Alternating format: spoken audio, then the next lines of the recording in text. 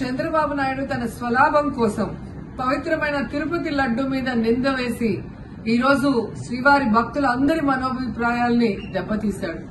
So మళ్లీ ఆ భక్తుల మనోభిప్రాయాల్ని పునరుద్దరించాలని, దానికి సుప్రీంకోర్టు కలుగజేసుకుని ఇది విచారించి నిజానిజాలు తెలపాలని మొదటి నుంచి మేము కోరుకుంటూనే ఉన్నాం. ఈ రోజు సుప్రీంకోర్టు ఈ కేసుని స్వీకరించడం జరిగింది. ఈ కేసులో సుప్రీంకోర్టు గనుక కరెక్ట్ గా విచారిస్తే చంద్రబాబు నాయుడు అనుకో చేసిన అబద్దాలు ఖచ్చితంగా బయటకు వస్తాయి. ఎందుకంటే మీరే చూశారు, చంద్రబాబు నాయుడు లాంటి వాళ్ళు ఒక సీఎం స్థాయిలో ఉండి తప్పు జరిగిందా లేదా అని విచారణ చేయకుండా, ఎటువంటి సాక్ష్యాధారాలు లేకుండా కేవలం జగన్మోహన్ రెడ్డి గారిని టార్గెట్ చేయాలి, ఆయన మీద నింద వేయాలి, ఆయన్ని హిందువులకి దూరం చేయాలన్న ఒక దురుద్దేశంతోనే ఈ యొక్క కామెంట్ చేశాడు అనేది స్పష్టం కాబోతుంది. ఎందుకంటే ఈ రోజు సుప్రీంకోర్టు ఈ కేసు తీసుకునేంత వరకు, ఆ డేట్ అనౌన్స్ చేసేంత వరకు సిట్ వేయనే లేదు. అంటే ఉన్నత స్థాయి విచారణ ఎక్కొట్టాలి, ఉన్నత స్థాయి విచారణ జరిగితే తాను చెప్పిన అబద్దం బయటపడుతుందన్న భయంతో సిట్ ని హడావిడిగా ఏర్పాటు చేయడం మనందరం కూడా గమనించాలి.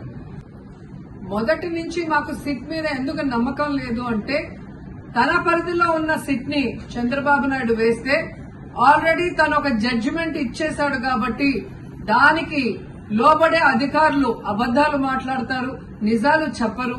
ఎందుకంటే ఈ రోజు సిట్ లో వేసిన అధికారి అడిషనల్ డీజీ, ఆయన కన్నా పెద్ద ర్యాంక్ లో ఉన్న టీటీడీ ఈఓ, ఐఏఎస్ ఆఫీసరు మొదట మాట్లాడిన స్టేట్మెంట్ కి చంద్రబాబు నాయుడు గారు అబద్దం చెప్పిన స్టేట్మెంట్ తర్వాత మాట్లాడిన దానికి తేడా చూస్తేనే ఈ సిట్ అనేది సిట్ అండ్ స్టాండ్ కి తప్ప దేనికి పనికిరాదనేది అర్థమైంది.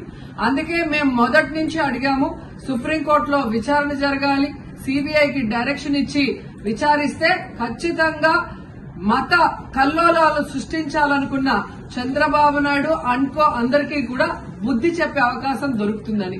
సో ఈ రోజు విచారణ స్టార్ట్ అయింది. దీన్ని సిబిఐకి అప్పచెప్పి సిట్టింగ్ జడ్జి పర్యవేక్షణలో విచారణ జరిగితే ఖచ్చితంగా హిందువుల మనోభిప్రాయాల్ని గౌరవించిన వాళ్ళమవుతాం, పునరుద్దరించిన వాళ్ళమవుతాం.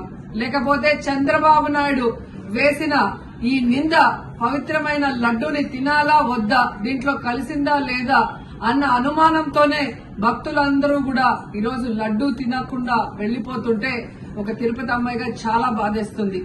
ఈ రోజే అలగర్ కోయిల్ మదురై దగ్గర దక్షిణ తిరుమల చాలా పవిత్రమైన టెంపుల్. ఇక్కడ భగవంతుడిని కోరుకున్నాను, ఖచ్చితంగా సుప్రీంకోర్టు ఇన్వాల్వ్ అయి ఈ కేసును విచారించాలి. తప్పు చేసిన వాళ్ళని, అలాగే తప్పుడు స్టేట్మెంట్ ఇచ్చిన వాళ్ళందరూ ఎంత పెద్ద పొజిషన్ లో ఉన్నా కూడా వాళ్ళని శిక్షించాలి అని భగవంతుడిని కోరుకున్నాను, సుప్రీంకోర్టుని కోరుకుంటున్నాను.